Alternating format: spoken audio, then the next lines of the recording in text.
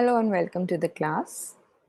So today we are going to study a very important topic, that is teacher-made achievement test in the subject secondary or senior secondary education.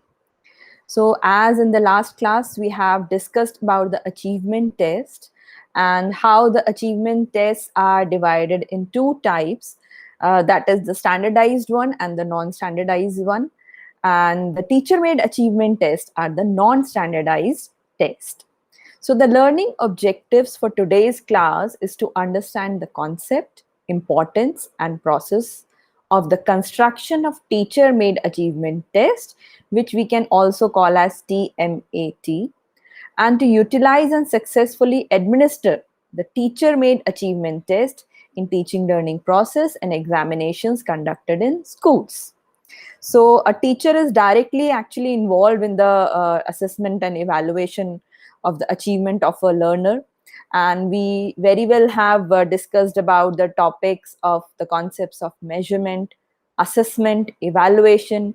These all are the integral part of our teaching learning process. So achievement is something refers to a person, what he has acquired or achieved after a specific training or instruction when has been imparted to him or her. Thus, to measure what a pupil has learned, achievement tests are used.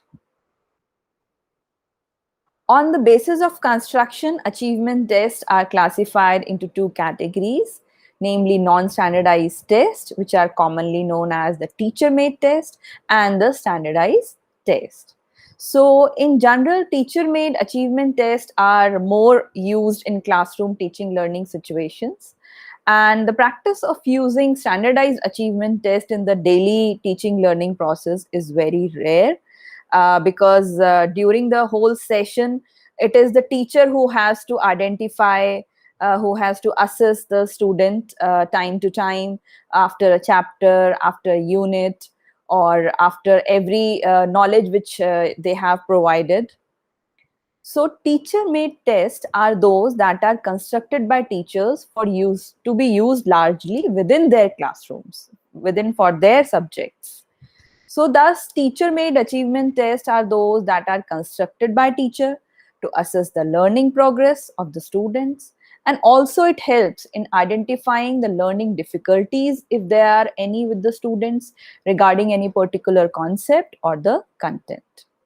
So preparing and using teacher-made test in teaching and learning is a regular task of teachers. So for preparing teacher-made test, objective type, essay type, short type, all kinds of these kind of items can be constructed by the teachers. So for this, the teachers need to be aware that how they will prepare objective type items, how they will prepare essay type items, or whether the other kinds of objective techniques. So classroom test, chapter end or unit end test, quarterly test, half-yearly exams, annual exams, pre-board exams, etc. These all are the examples of teacher-made achievement test. So let us now take a look at the features of the teacher-made test. So the items of the test are arranged in order of difficulty. So like standardized test, here also teacher tries to include all kinds of items in the test on the basis of difficulty, on the basis of high difficult, moderate, or easy. So in this manner, the teacher can arrange the test. These are prepared by the teachers, which can be used for prognosis and diagnosis purposes. So these tests can also help in future production, that is the prognosis, whether the student will be able to, how they will be able to perform in future, what kind of career they can adopt, what kind of subjects they should choose, and for the diagnosis purpose, for giving the solution to the problems which are occurring, any kind of learning difficulty, any kind of learning disability, because after that only a teacher would be able to give a remedy or a treatment for the problem which has occurred. Then the next feature is the test covers the whole content area and includes a large number of items. So a teacher made test covers large content which has been decided by the teacher, how and what kind of content need to be covered by them, what they want to measure, how they want to assess. For that they covers the whole content area, and thus they try to include all types of items in their test. The preparation of the item conforms to the blueprint. So it is according to the rules laid down by the blueprint. Blueprint is a plan which is prepared before preparing a question paper. For example, we go to an architect and ask him to prepare a map for our house when we try to build our house. So like that only, we have to prepare a blueprint in starting for preparation of a question paper. The next feature is a teacher-made test does not cover all the steps of a standardized test. As we lastly discussed the various types of various steps which are taken while preparing a standardized test. So it is not necessary for a teacher-made test to cover all the steps of a standardized test. Few of the steps can be covered, and which we will be discussing later in this video. Teacher-made test may also be employed as a tool for formative evaluation. As we have discussed, there are three types of evaluation basically, that is formative, summative, and diagnostic evaluation. And the formative evaluation continues throughout the process. It is within the learning process. So it may be used as a part of assessment, a continuous tool regarding to know the feedback from the students. The next feature is the preparation and administration of these tests are economical. So economical in the way of it saves efforts because it need not to be shared with the experts, or the time is not wasted in considering the experts, or after their advice sometimes the changes has to be made in the exams or the test papers. So these all things will be saved, and also in the terms of money also, no wastage or cost issue will come in these kinds of tests. The test is developed by the teacher to ascertain the student's achievement and proficiency in a given subject. So every subject teacher need to know how to prepare teacher-made test, and with experience they also come to know that how these tests should be prepared and administered in the class. So these test basically ascertains the students' achievement, their progress, their proficiency in the particular subject. So teacher-made tests are least used for research purposes because they are at very low scale, and sometimes it covers only one or two aspects. So these tests are rarely used for research purposes. They do not have norms, whereas providing norms is quite essential for standardized tests. So there are no certain norms which need to be followed by the teacher while preparing these kind of tests. So whereas in standardized tests, the tests are prepared on the basis of criteria or either on norms. So there are no norms in teacher-made test. But yes, certain principles and steps are needed to construct the teacher-made test. However, it does not require a very well-planned preparation. But even then, we need to make it efficient, effective tool of evaluation. So careful considerations are needed to be given while constructing such tests. So first of all, the first test is the identifying of the instructional objectives. The first and foremost important step is the planning. So while doing any work, we need to do the planning first, and at this stage we need to first identify the instructional objectives. And every kind of subject has a different set of instructional objectives. So generally we can say in the subjects of science, social science, and mathematics, the major objectives are categorized into knowledge, understanding, application, and skill. While in languages, the major objectives are categorized into knowledge, understanding, and expression. So we have to understand here that what kind of objectives are used where. While preparing lesson plans, we mix use of all kinds of objectives, which covers the affective part, which covers the psychomotor part, and as well as the cognitive part. And while preparing the blueprint, while preparing the question papers, we need to consider these objectives. So this is how we need to consider that what kind of subject, for what subject we are preparing teacher made test, and what instructional objectives we are going to follow. So for writing instructional objectives, some appropriate action verbs should be used. So a few examples of action verbs are given here, like to name, list, write, differentiate, compare, contrast, describe, illustrate, define, explain, apply, underline, select, analyze, describe, etc. So while learning about the Bloom's taxonomy, and while learning that how to write the instructional objectives, we come to know about the various action verbs which are to be used particularly in exact objectives. Like in knowledge, we just talk about the define, name, write, action verbs, while when we have to prepare questions for understanding objectives, then we will go for differentiate, compare, explain, select, describe, action verbs. When we want to apply the knowledge, we will try to use the words analyze, uh, um, apply, compare. And while doing the skill, if we want to test the skill, and for that we have to use certain kind of illustrations, underlining. So this is how, for example, the using of maps, using of graphs, these all are skill based questions. Then the second step while preparing the test is making the design. So the design specifies weightages to different aspects of the test.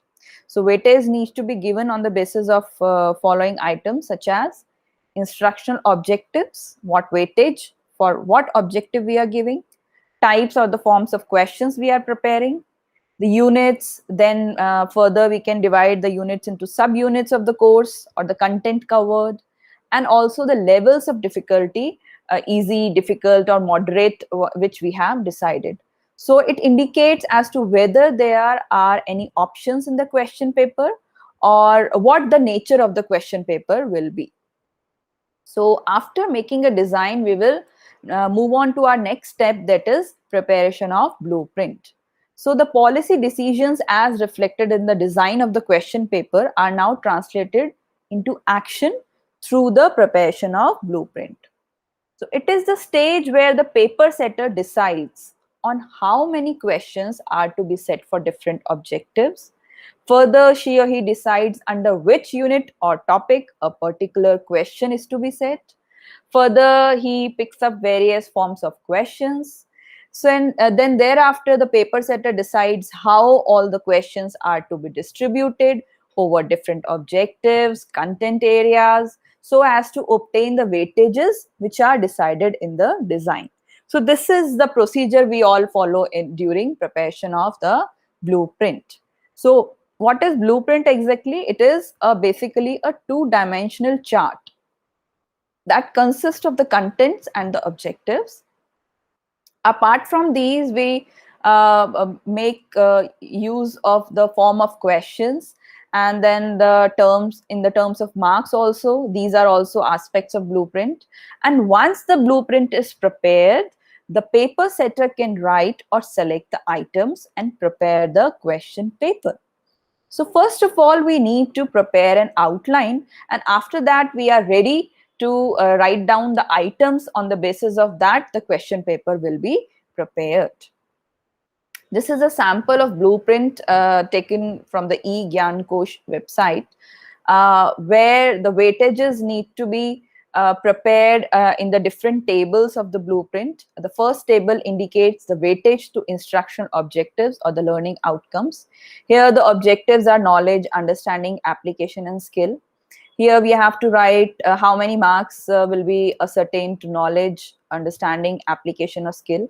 Then the weightage of marks will be taken out of the total number of the paper which out of which we have to prepare. So if the paper is of 25 marks, then out of that we have to prepare the weightage, and the weightage should be equal to the 100%. Then the next table which is decided is the weightage given to content or the subject units. So how many units or their subunits we have decided, how many marks we have decided to give to those units, and how many questions we will prepare for that. And then again we will calculate the weightage of the marks, and that should be equal to the 100%. If it is not coming to the 100%, then we need to revise and see where we are doing the fault. And then the third table is for the weightage to the types or forms of questions, in which whether we are preparing long answer, short answer questions, or very short answer or objective type. Then again the marks for the questions are given, how many weightage we are going to give. Then the total marks are here given, and then seen that if it is of 25 marks, then the 25 total should come here.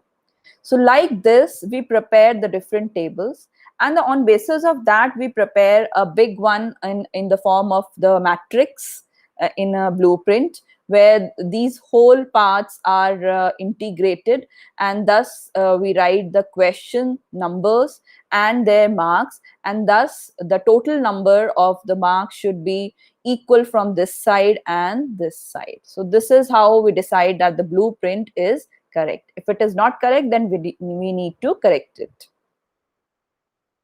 Then the next step is writing of the test items. So after the finalization of the blueprint, now we have to write the appropriate questions in accordance with the parameters which have been set out in the blueprint. Now you should take one small block of the blueprint at a time and write out the required questions. So one by one you will prepare the questions. So thus for each block of blueprint which is filled in, questions have to be written one by one. Once it is done, we have all the questions meeting the necessary requirements laid down in the blueprint. So this is how this will be very easy for prepare questions, so that you will not leave out any kind of content or the objective. While selecting each small block for writing a question, you can proceed in several ways. These are the several ways, like either writing all questions one by one belonging to one objective at a time. That is, you are preparing questions based on knowledge, first of all, then understanding, and then application. Or you can do this also by taking up questions according to their form or type. Like you will prepare the long answers first, essay type, then followed by short answers, then very short answers or MCQs. And you can also write questions based on the content, the portion to be covered. So the questions then have to be arranged in a logical sequence. So if you have seen the question paper, in that the mix of all kinds of questions are given, you have to give proper instructions, and based on that you will first give the MCQs, or either you will start with the essay type. So there should be a logical sequence given in the question paper. Then the next fifth step is to prepare the marking scheme. So the marking scheme helps in preventing inconsistency in judgment. So in the marking scheme, possible responses to items in the test are structured. What kind of possible answers can be written by the students, what you have asked. So that is the reason why a teacher need to prepare a very clear question, so that the answers should also be clearly provided to you, not in vague manner. So the various value points, we call them value points, because a teacher cannot write a whole answer what the student can write. But yes, you can give the important points which need to be covered for response, and then marks allowed to each value point is indicated. Suppose you have asked 4 types of teaching strategies, then the student will need to give any 4 types of strategies. So you will give mention few strategies there, and you will mention if this much have been written, then how many marks will be given. If not written, then how many marks will not be given. So this is how value points are prepared, the marking scheme is prepared. So the marking scheme actually ensures objectivity in judgment, and it eliminates differences in score which may be due to the subjectivity of the evaluator, because few of the students will be given more marks, and other students in the same area will not be given more marks, so less marks. So this is the reason why the scoring pattern and the marking scheme should be always be prepared by the teacher, so that there is no subjectivity while evaluating the answer sheet.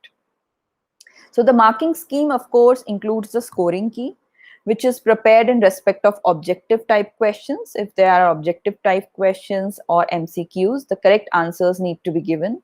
So the above process is followed to prepare the teacher-made achievement test manually. While with the availability of internet, this test can also be prepared by using various online evaluation tools. Even in various subjective examinations, test is conducted manually, but scoring is done computerized. So for this, the optical mark recognition, that is the OMR sheets, which we all are familiar with, are used for scoring purpose. The OMR sheet is provided to the examinees with the question paper. Then the examinees respond to the question in the OMR sheet.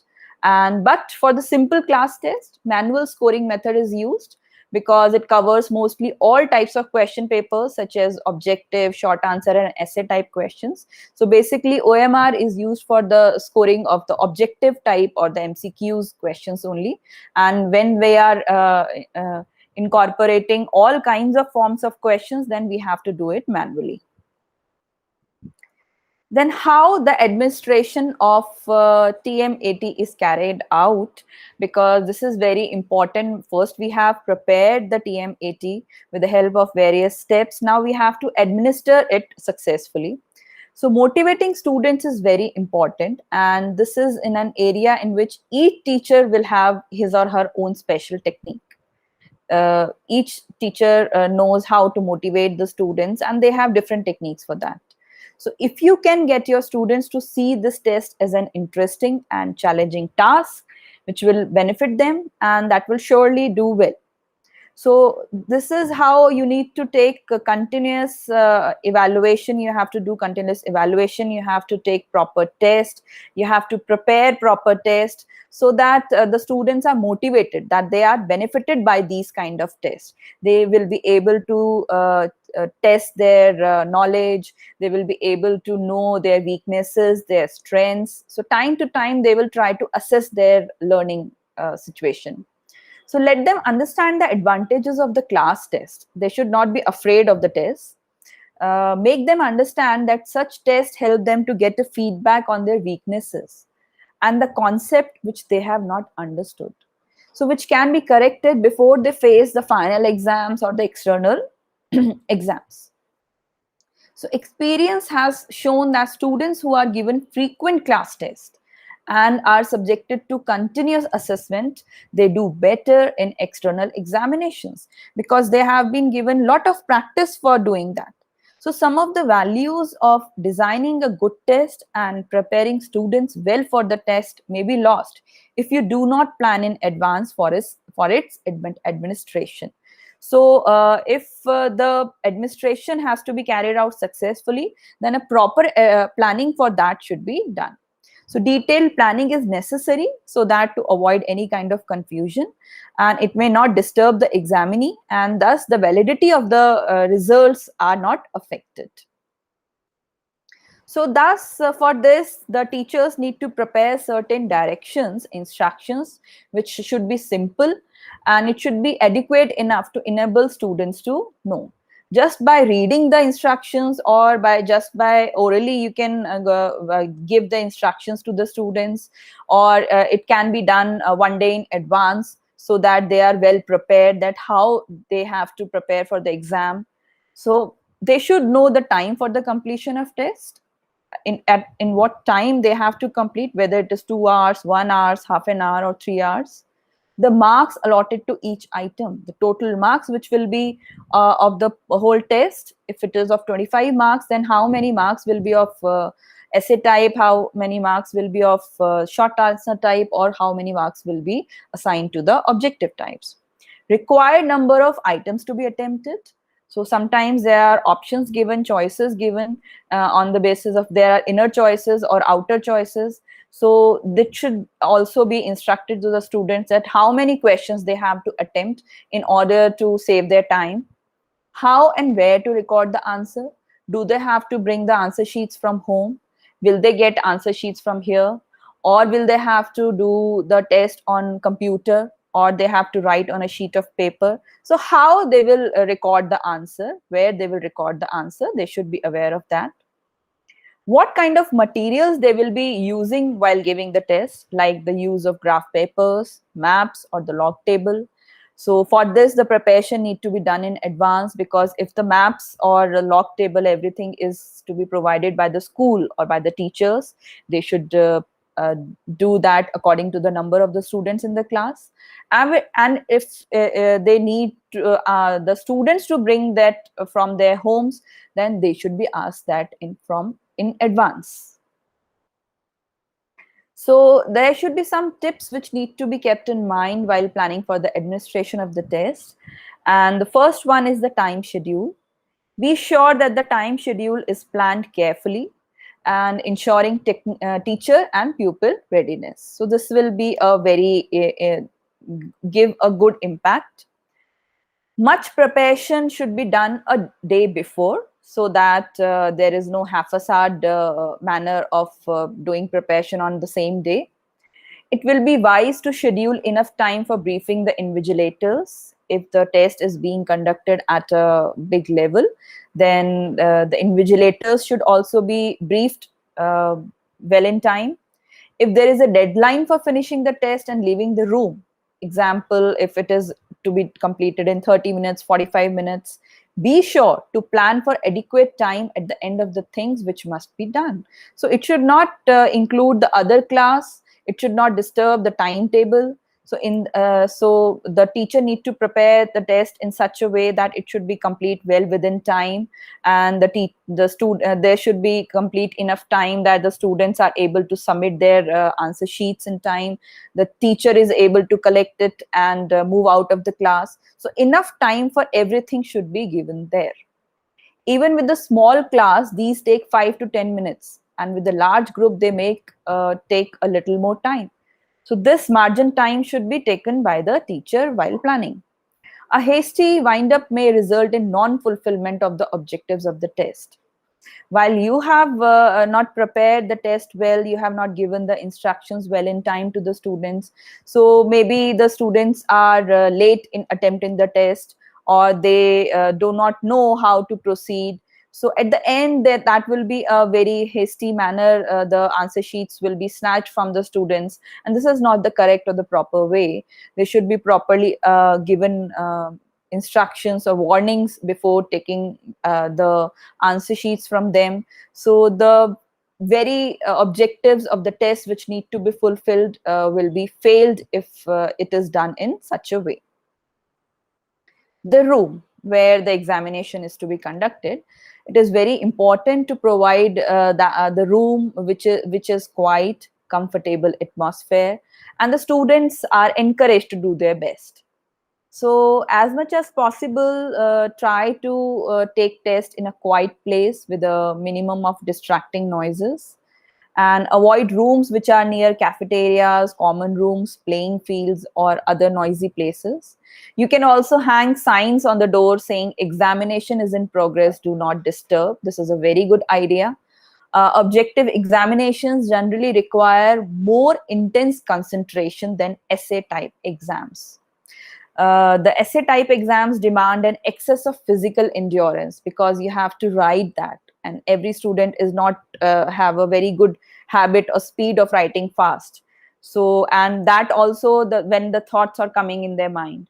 So objective tests require constant, careful, and critical thinking along with reasoning, with a minimum of physical work, whereas the essay type requires excess of physical endurance. Then the desk, yes, this is a very small thing to be taken care, but yes, the teachers need to take care of this also. Remember that the students will be writing on a single thick answer sheet, not a very thick answer book. So in that case, they can be asked to bring boards with them so that they can put the answer sheet on those boards in case the writing surfaces are not even. Sometimes the desks which for which on which they are going to write are not smooth. So even if there are scratches or cracks, then a student's pencil or pen may push through the answer sheet, and it spoils the very mood, the very atmosphere. So it becomes very hard sometimes to give marks. So also be sure that the room is clear of any kind of hints or charts or posters that might help the candidates.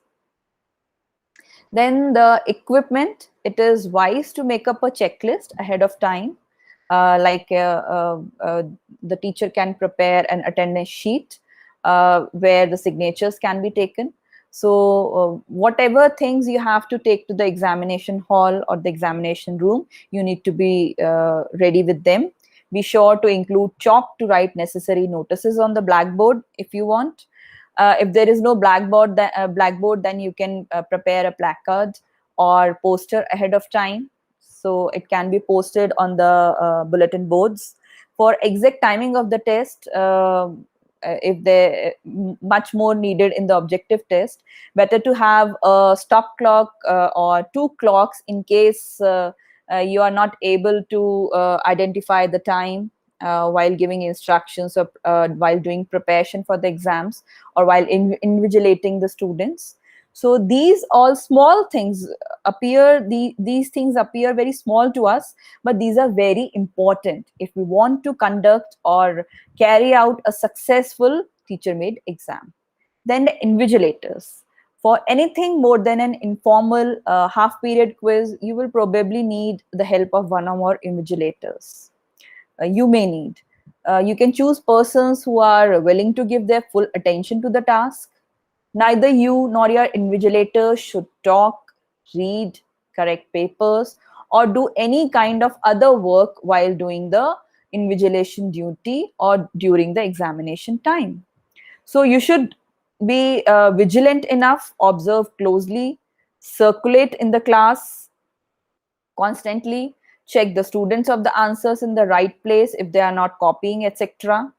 So however, you should not hover on upon the certain students too long, because sometimes it makes the examinee nervous. So these are the very basic points which we have to consider. Then the next idea is regarding the scoring and recording of the test results. So what should be the order of scoring? With essay test, it may be desirable to have one person score all answers to the first question, then to the second, and so on. So these are the techniques which can be adopted by the teachers while scoring the various types of tests. And for objective test, separate answer sheets are provided. The scorer may score a given page in all booklets first. So given by the students, you can do that. First of all, you can score all the objective type booklets. Then you can go forward for the essay type.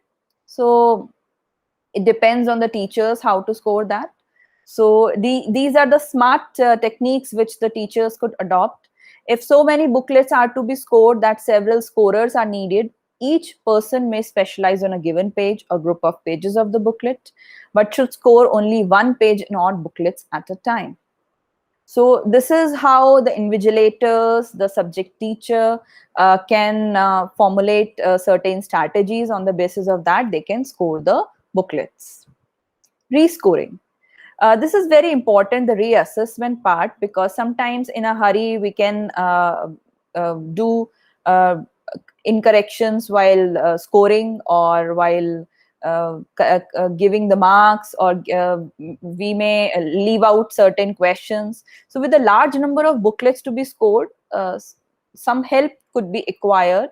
It is always worthwhile to rescore them so as to eliminate any kind of error that otherwise are almost inevitable in a clerical task like this.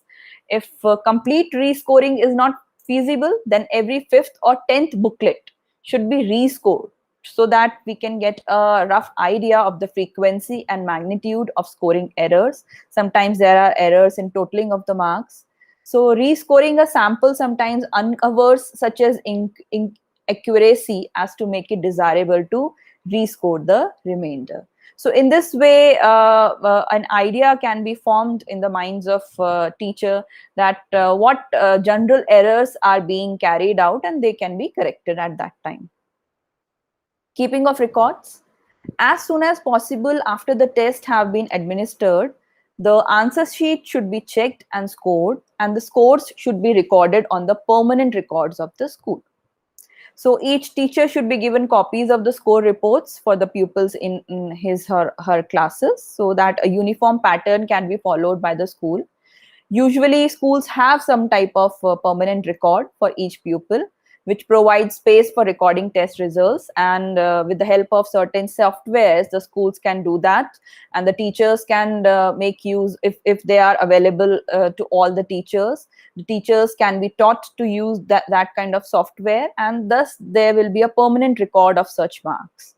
So the form at which test results are recorded is often meaningless to anyone except the persons recording them.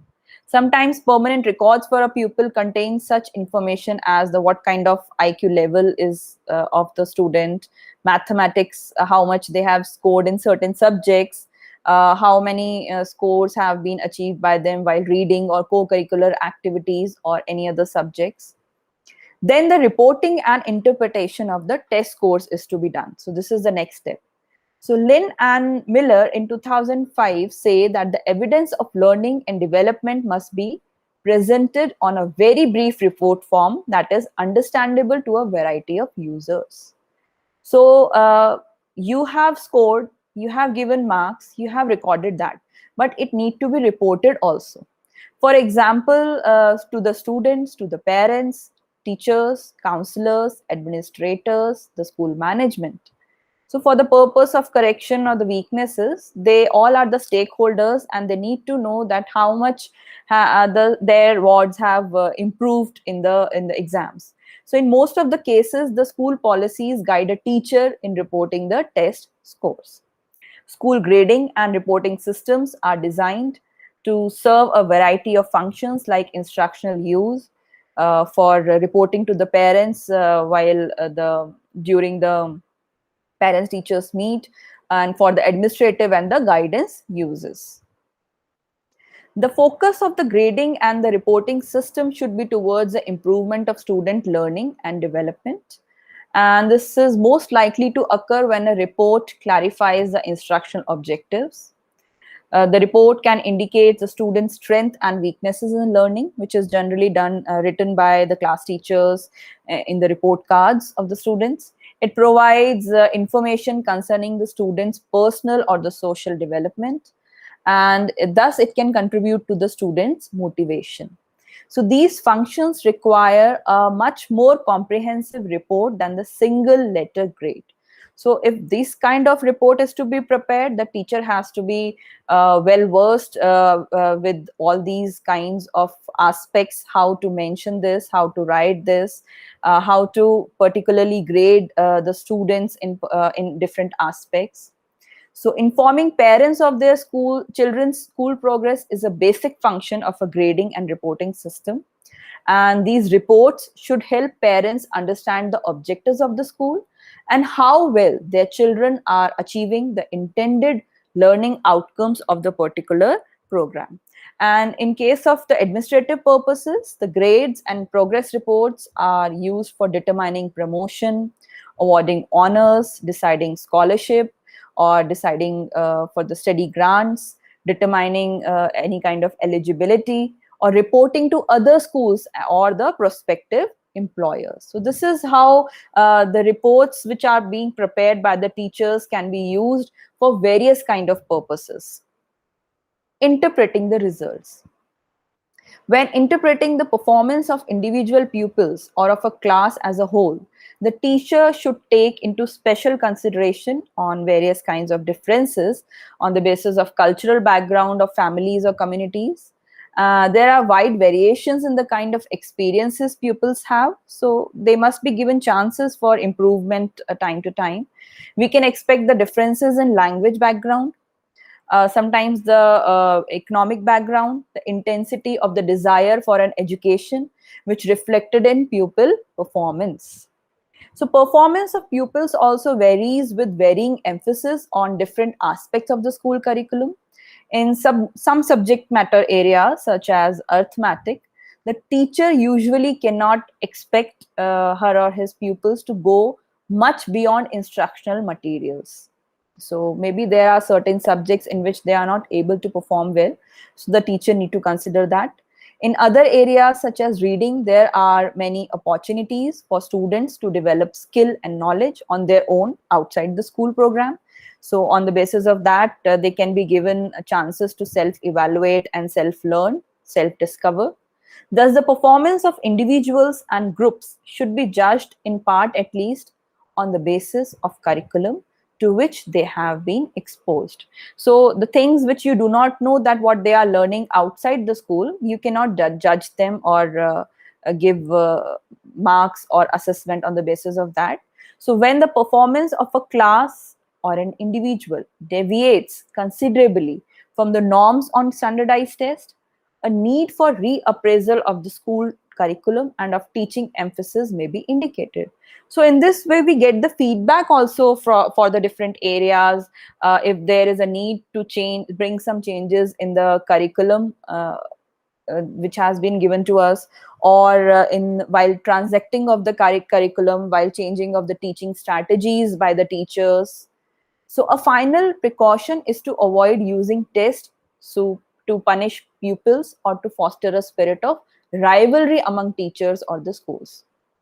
So this is very important that a teacher need to know that these kind of grades are not being given just to punish people or to bring about any kind of rivalry among the students. The teachers and administrators must keep the welfare of pupils uppermost in their minds and be sensitive to the requirements of adequate human relations. If it is not successfully administered, then the interpretation of the testing program will produce negative feelings about test in both pupils and teachers. And this is what has created certain examination against environment in the minds of our students who are afraid of this exams. The boards are such exams which have created terror in the minds of our students. So now we will discuss the uses of teacher-made test. It helps a teacher to know whether the class is normal, average, above average, or below average. So the achievement and the level of achievement can be known by this. To help him in formulating new strategies for teaching learning, so by giving feedback to the teachers, they will be able to find out new strategies, how to make their teaching and learning process conducive. A teacher-made test may be used as a full-fledged achievement test, which covers the entire course of a subject. So in the form of half-yearlies or in the form of annual exam, the entire courses are covered at that time. To measure students' academic achievement in a given course, yes, what he has achieved. To assess how far specified instructional objectives have been achieved. So this we have discussed that during the instructional objectives planning, we need to specify what we need to assess, and in this way we can assess this. So know the efficacy of learning experiences, what kind of experiences they have learned, whether they have learned the experiences on their own or while they have learned through the content or the curriculum. To diagnose students' learning difficulties and to suggest necessary remedial measures. So this is very important that every teacher, every subject teacher must know that how to diagnose the learning difficulties and how to give the treatment or the remedy to that. To certify, classify, or grade the students on the basis of resulting scores. So how to give certification or to classify the various ranks of the students in the class, how to grade the students. This can be useful after using these kind of tests. Skillfully prepared teacher-made test can serve the purpose of standardized test also.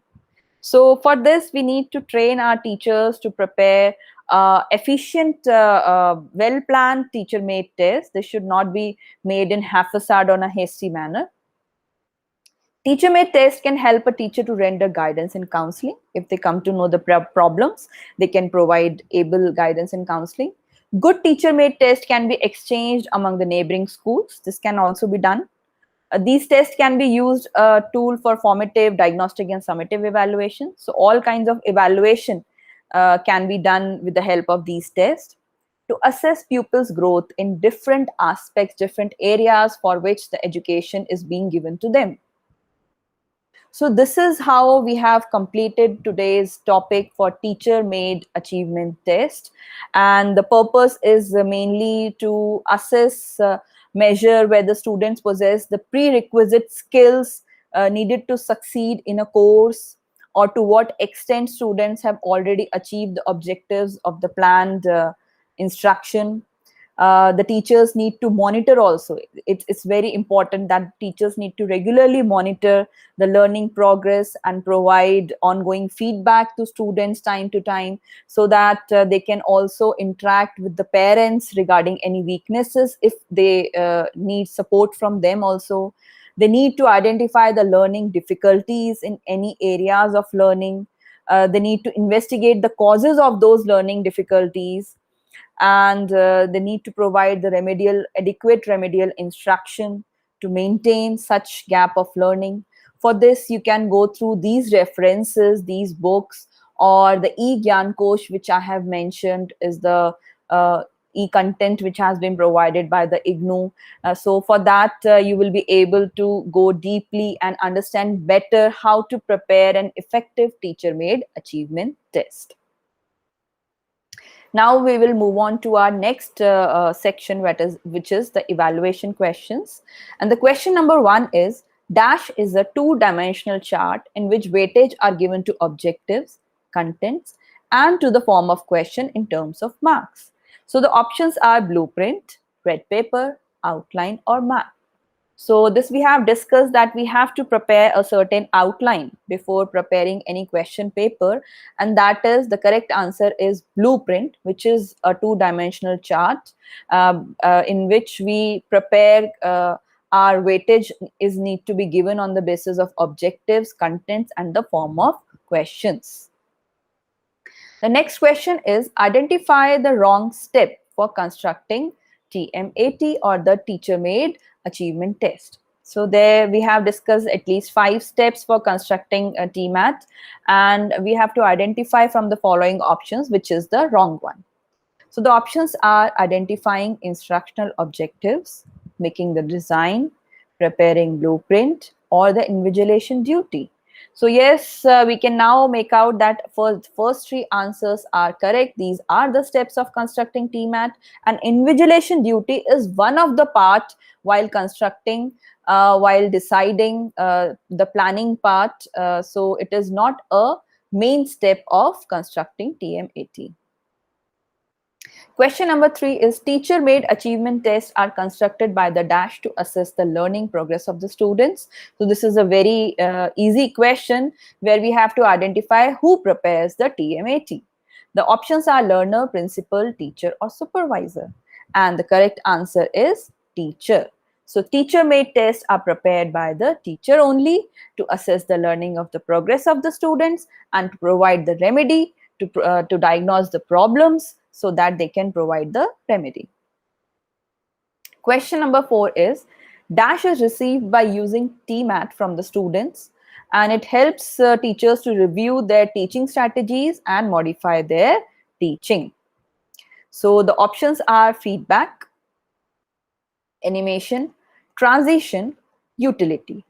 And here we can see that what we receive after the TMAT is conducted in the class.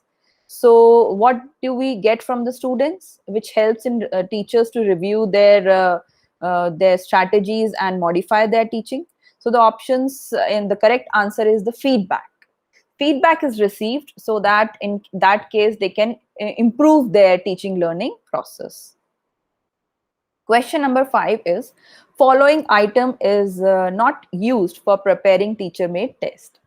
So we use certain types of questions in teacher made test, and the options are objective type, essay type, short answer type, or the psychological items.